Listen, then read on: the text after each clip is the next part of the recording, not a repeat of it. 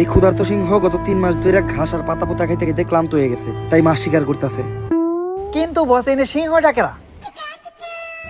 জলজান্ত সিংহ তোর সামনে খাড়াই আছে, দেখোস না? খাড়া একটু সিংহের মতো গর্জন দিয়ে দেখাই।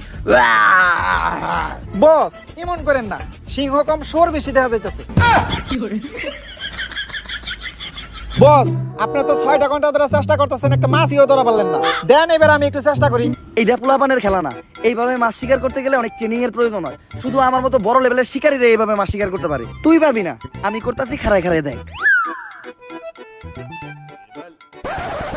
তোরে আমি না করছিলাম যে এইভাবে মাছ ধরা কোনো পোলাপানের খেলা না। কই পারছস কোনো মাছ ধরতে? উঠছে একটাও মাছ।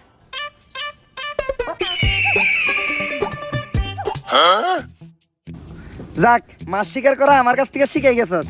এতদিন আমার লগে থেকে কোনো কিছু তো শিখলি তুই। ল এবার আমি তোরে শিখামু কিভাবে পাথর কইসা আগুন জ্বালাইতে হয়।